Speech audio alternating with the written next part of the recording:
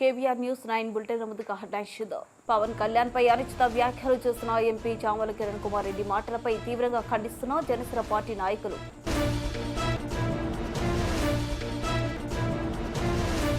కృష్ణానది జిల్లాలో తెలంగాణ న్యాయమైన వాటా కోసం పోరాడాలి మాజీ మంత్రి నిరంజన్ రెడ్డి.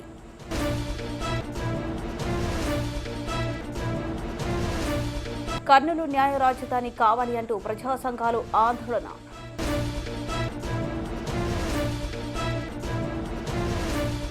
ఆంధ్రప్రదేశ్ తల్లి బిడ్డ ఎక్స్ప్రెస్ కార్మికుల కాంట్రాక్ట్ను రెన్యువల్ చేయడంతో పాటు కనీస వేతనాలు పెంచాలని ఆందోళన. ఏపీ ఉప ముఖ్యమంత్రి జనసేన పార్టీ అధినేత పవన్ కళ్యాణ్ పై అనుచిత వ్యాఖ్యలు చేస్తున్న తెలంగాణ కాంగ్రెస్ నాయకులు. నల్గొండ ఎంపీ చామల కిరణ్ కుమార్ రెడ్డి మాటలపై తీవ్రంగా ఖండిస్తున్న జనసేన పార్టీ మధుర నియోజకవర్గం నాయకులు తాళూరి డేవిడ్. సందర్భంగా తాళూరి డేవిడ్ మాట్లాడుతూ భారతదేశంలో ఉంటూ భారత మాతకు జై అనకుండా మాకు పాకిస్తాన్ అంటే ఇష్టమని ఎవరైతే అన్నారో వారిని ఉద్దేశించి పవన్ కళ్యాణ్ మాట్లాడారే తప్ప ప్రతి ఒక్కరిని అనలేదు. నోటికి ఏది వస్తే అది మాట్లాడే ముందు ఎంపీ చామల కిరణ్ కుమార్ రెడ్డి మీకు పవన్ కళ్యాణ్ ని విమర్శించే స్థాయి ఉందా అని ఒకసారి ప్రశ్నించుకోవాల్సిందిగా కోరుతున్నారు.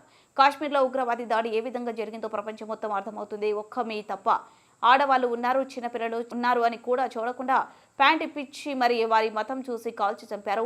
ఇంత జరిగినా కూడా మీకు అది కనపడకుండా కళ్ళు మూసుకుపోయి మాట్లాడుతున్నారేమో. బరాబర్ చెబుతున్నాం, ఒకవేళ మీకు పాకిస్తాన్ మీద ప్రేమ ఉంది, వారికి అనుకూలంగా మాట్లాడాలి అనుకుంటే మాత్రం మీరు పాకిస్తాన్ వెళ్ళిపోవచ్చు. మీరు మాట్లాడిన ప్రతి విషయం ప్రజలు గమనిస్తూనే ఉన్నారు. అందరికీ నమస్కారం. నా పేరు Taluri David, Janasena party mother నియోజకవర్గం. మొన్న జమ్మూ కాశ్మీర్లోని ఉగ్రవాదుల చేతిలోని 28 మంది చనిపోవడం జరిగింది. ఆ 28 మంది కుటుంబాలకు ప్రగాఢ సానుభూతి తెలియజేయడానికి ఆంధ్రప్రదేశ్ డిప్యూటీ సీఎం శ్రీ పవన్ కళ్యాణ్ గారు ఒక సంతాప సభ పెట్టి ఆ సభలో మాట్లాడటం జరిగింది. ఈ క్రమంలోనే ఆంధ్రప్రదేశ్కి చెందిన మధుసూదన్ రావు గారి కుటుంబాన్ని ఆదుకొని వాళ్ళ కుటుంబానికి 50 లక్షల రూపాయల ఆర్థిక సాయం చేయడం జరిగింది. పవన్ కళ్యాణ్ గారు ఒక బాధతో మాట్లాడిన మాటలు తెలంగాణ రాష్ట్రంలో ఉన్నటువంటి కాంగ్రెస్ నాయకులు వక్రీకరించి మాట్లాడటం జరిగింది. పవన్ కళ్యాణ్ గారు ఒక దుఃఖంతో మాట్లాడిన మాటలు ఏ విధంగా ఉన్నాయంటే, ఈ దేశానికి ఈ క్లిష్ట పరిస్థితుల్లో ఈ దేశానికి మనందరం అండగా ఉండాలి, ఈ కుటుంబాలు మనందరిని ఆదుకోవాలి, ఈ టెర్రరిస్టులు ఎవరైతే ఉన్నారో వారందరినీ ఏకి పారేయాలి, అదేవిధంగా రాబోయే రోజులు ఎటువంటి ఉగ్రవాదుల్ని మట్టి పెట్టడానికి మనందరం ఏకతాటిగా మన దేశాన్ని కాపాడుకోవాల్సిన అవసరం ఉందని చెప్పేసి మాట్లాడడం జరిగింది. అదేవిధంగా ఈ భూమి మీద ఉంటూ ఈ గాలి పీలుస్తూ ఈ దేశంలో ఉంటూ ఈ దేశ పదవులు పొందుతూ అరే దేశంలో ఉన్నటువంటి దేశాన్ని ప్రేమించినటువంటి వాళ్ళందరూ మీరు ఇష్టం లేకపోతే ఇష్టమైన దేశాలకు పోయి మీరు బతకొచ్చు అని చెప్పేసి పవన్ కళ్యాణ్ గారు మాట్లాడడం జరిగింది. దీనికి తెలంగాణ రాష్ట్రంలో ఉన్నటువంటి కాంగ్రెస్ నాయకులు చామల కిరణ్ కుమార్ రెడ్డి ఎంపీ గారు పవన్ కళ్యాణ్ గారి మాటలని వక్రీకరించి మాట్లాడడం జరిగింది. కిరణ్ కుమార్ రెడ్డి గారు, మేము ఒకటే తెలియజేయాలనుకుంటున్నాం, ఈ మాటలనే మేము తీవ్రంగా ఖండిస్తూ ఉన్నాం. మీరు ఏ విధంగా మాట్లాడారు? పవన్ కళ్యాణ్ గారు సినిమాలు తీసుకోవచ్చు కదా, పవన్ కళ్యాణ్ గారు స్క్రిప్ట్ రాసిచ్చే మాట్లాడుతారు కాబట్టి, అదేవిధంగా నరేంద్ర మోడీ గారికి వత్తాసు పలుకుతారని చెప్పేసి మాట్లాడటం కిరణ్ కుమార్ రెడ్డి గారు మాట్లాడడం జరిగింది. కిరణ్ కుమార్ రెడ్డి గారు, తెలంగాణ జనసేన పార్టీ నుంచి మేము ఒకటే తెలియజేయాల్సుకుంటున్నాం, మీరు ఒక ప్రజాప్రతినిధులుగా ఉండి మీరు పవన్ కళ్యాణ్ గారి గురించి మీకు తెలియదా?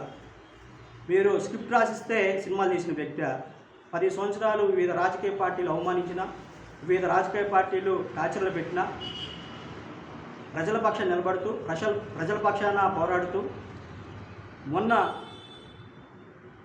కౌలు రైతులు ఎవరైతే ఉన్నారో వారందరూ నష్టపోయారని వారి సొంత డబ్బు ఖర్చు పెట్టి ప్రజల పక్షాన నిలబడిన ఏకైక నాయకుడు పవన్ కళ్యాణ్ గారు. మీరు ఒక్కసారి ఎమ్మెల్యే అయ్యి రెండోసారి మన కోమటిరెడ్డి వెంకటరెడ్డి గారు కానీ రాజగోపాల్ రెడ్డి గారు దయతోని మీరు ఎంపీ గారు అయ్యారు. మీరు ఆ విధంగా కాకుండా, మీరు ఒక ప్రజాప్రతినిధి కాకుండా ఈ రోడ్డు పక్కన ఉన్నట్టు చిల్లర రాజకీయ నాయకులు మాట్లాడిన విధంగా మేము తీవ్రంగా ఖండిస్తూ ఉన్నాం. పవన్ కళ్యాణ్ గారు లెక్క మీరు నీతి నిజాయితీ గలగా ఒక్కరోజు గిట్ట మీరు పనిచేస్తే దాన్ని ఒప్పుకుంటాం. కానీ మీరు మీ పేరు ఏందో ఇప్పుడు దాకా మాకు తెలియదు. కానీ పవన్ కళ్యాణ్ గారి గురించి ఏమైనా మాట్లాడి మేము మీడియా ముందుకు వచ్చేసి మేము ఏదో హైలైట్ అవుదాం అనుకుంటే మీ భ్రమాన్ని ఈ సందర్భంగా తెలియజేస్తూ ఉన్నాం. ఈ విధంగా కాంగ్రెస్ నాయకులు ఈ దేశంలో ఉన్నటువంటి ప్రజల్ని ఏ విధంగా వారు సూచిస్తున్నారు, ఏ విధంగా ప్రజల్ని మభ్యపెడుతున్నారు, ఈ దేశంలో ఉన్నటువంటి పౌరులను ఏ విధంగా గౌరవిస్తున్నారు అనేది మనం ఒకసారి ఆలోచించుకోవాలి. మొన్న కర్ణాటక ముఖ్యమంత్రి గారు మేము యుద్ధానికి సిద్ధం లేమని చెప్పేసి కర్ణాటక ముఖ్యమంత్రి గారు అనడం జరిగింది. అదే గర్కే గారు నరేంద్ర మోడీ గారు నాకు చెప్పలేదని చెప్పేసి గర్కే గారు అనడం జరిగింది.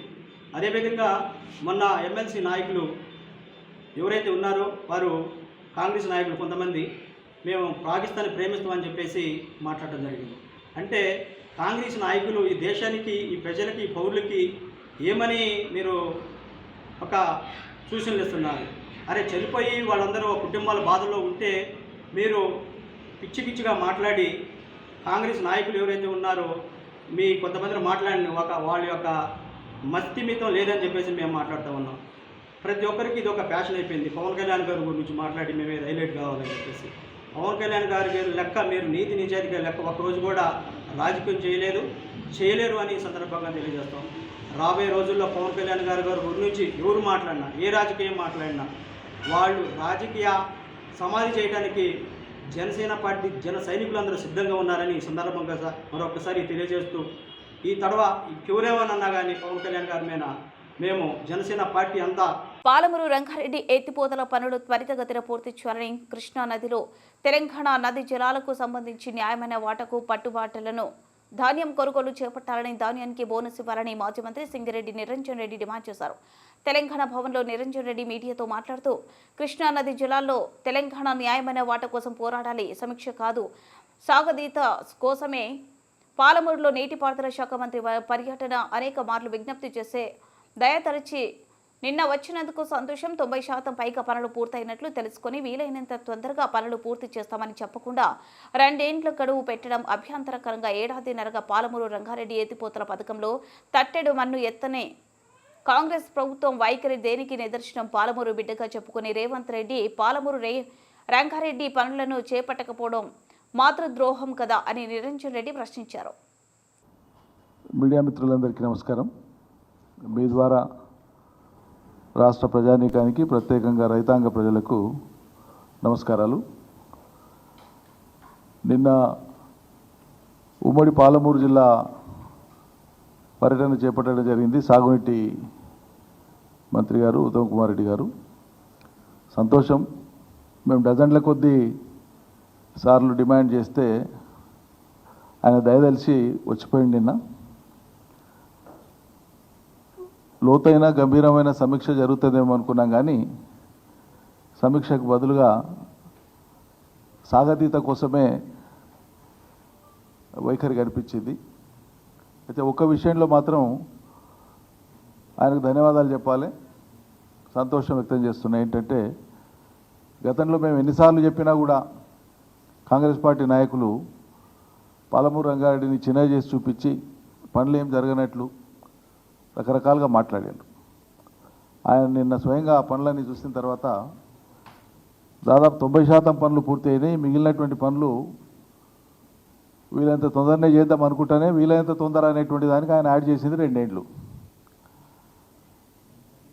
ఇక్కడ మనం విచారం వ్యక్తం చేయాల్సింది ఏంటంటే ఈ సాగరీత దగ్గర మరి 90% పనులు పూర్తయినాయి.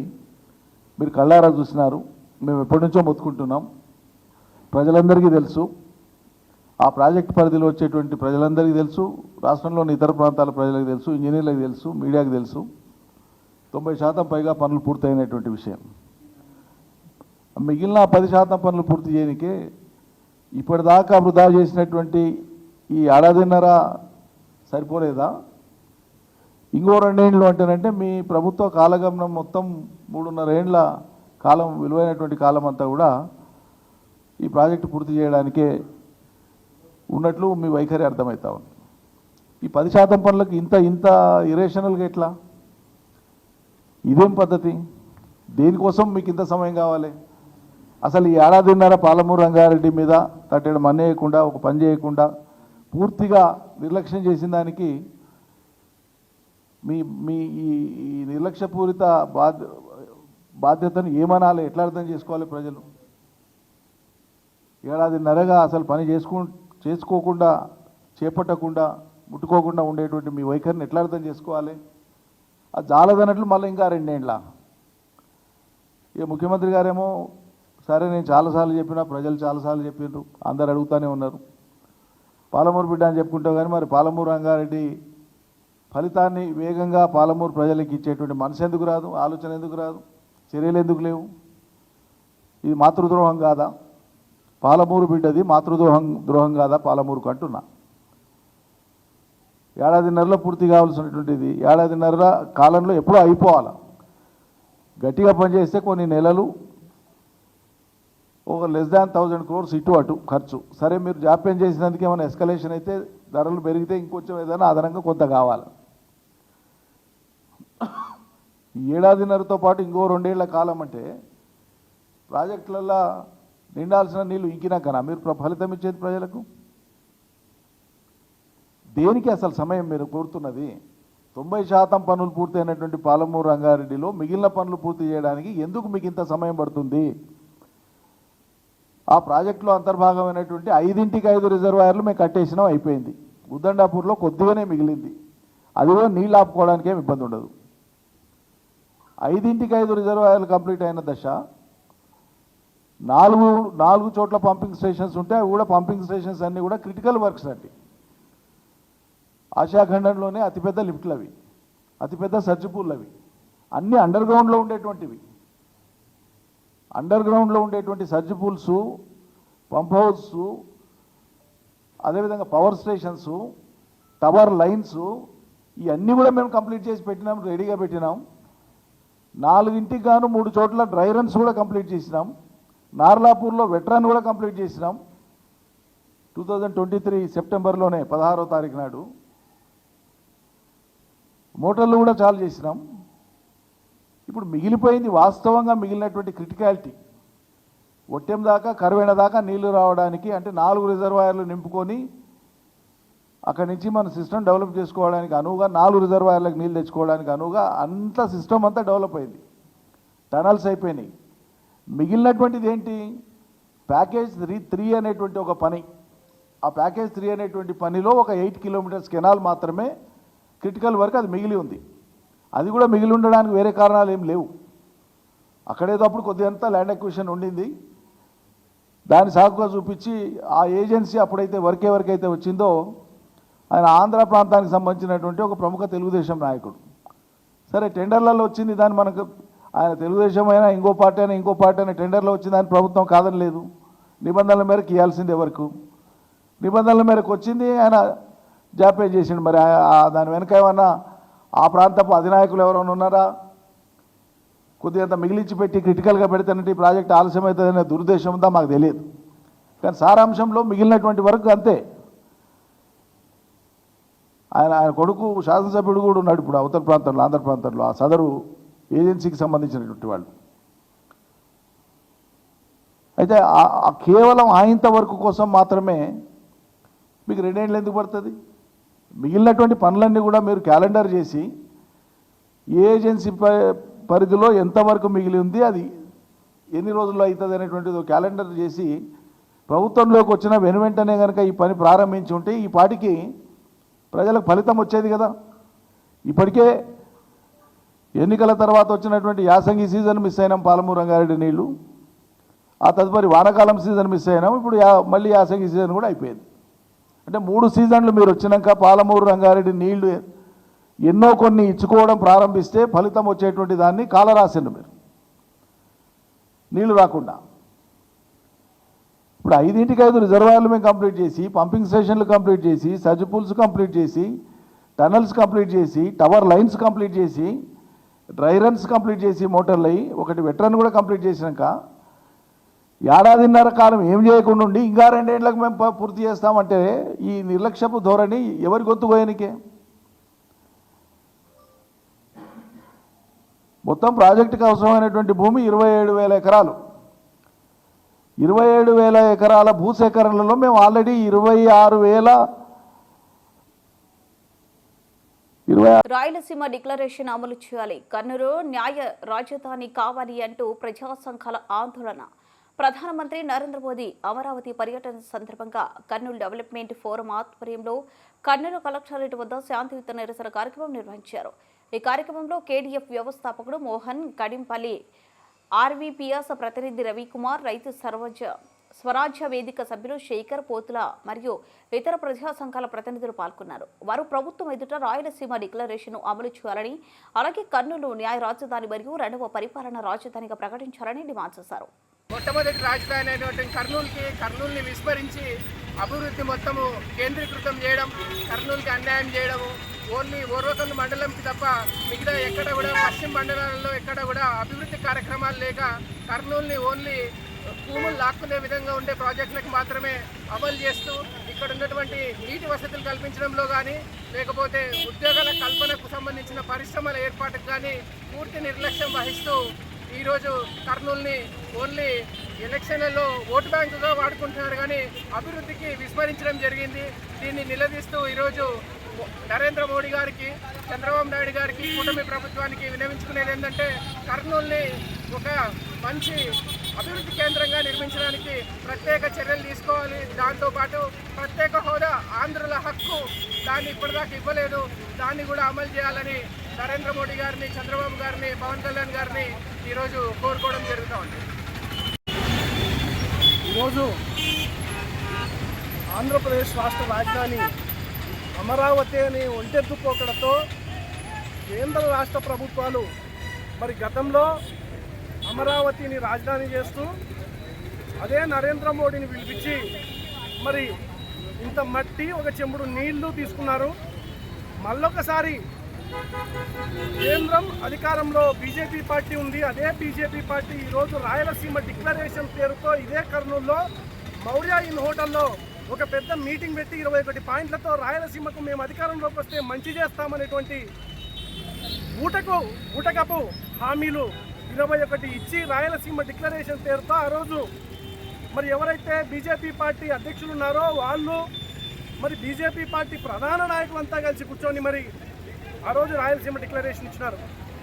అదేవిధంగా తెలుగుదేశం పార్టీ ఈరోజు నారా లోకేష్ గారు, మంత్రి గారు మరి రాయలసీమ మిషన్ పేరుతో రాయలసీమకు అనేకమైనటువంటి హామీలు ఇచ్చినారు.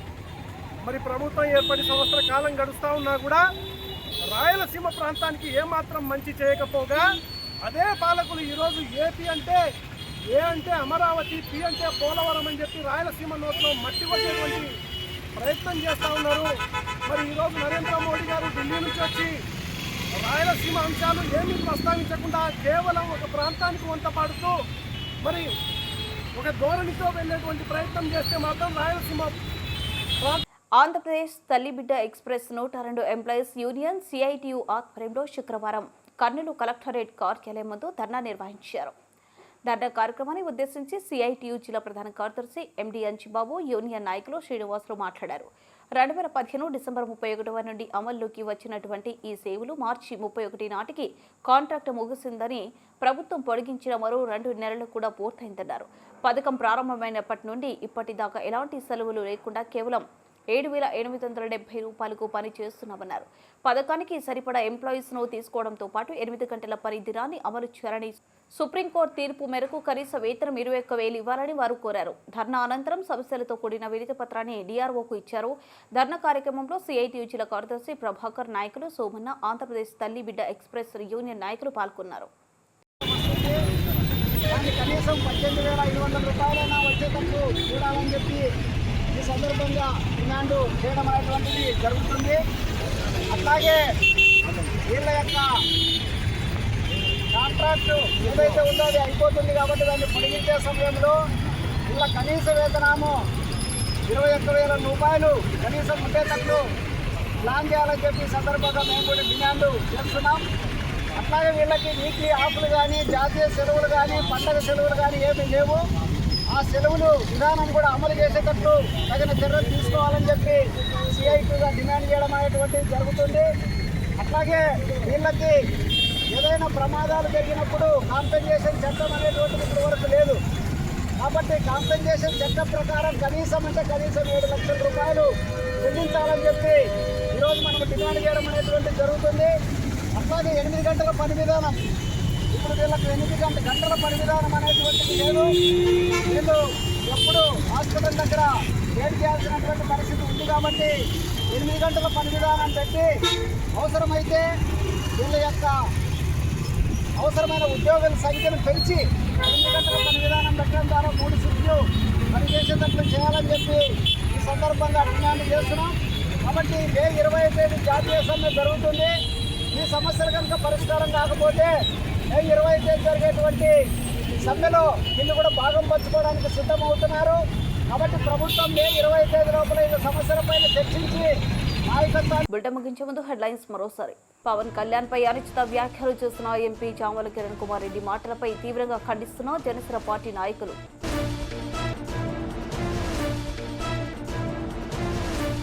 కృష్ణానది జిల్లాలో తెలంగాణ న్యాయమైన వాటా కోసం పోరాడాలి, మాజీ మంత్రి నిరంజన్ రెడ్డి.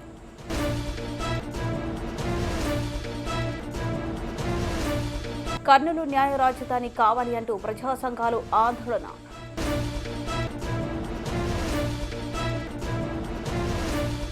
ఆంధ్రప్రదేశ్ తల్లి బిడ్డ ఎక్స్ప్రెస్ కార్మికుల కాంట్రాక్ట్ను రెన్యువల్ చేయడంతో పాటు కనీస వేతనాలు పెంచాలని ఆందోళన.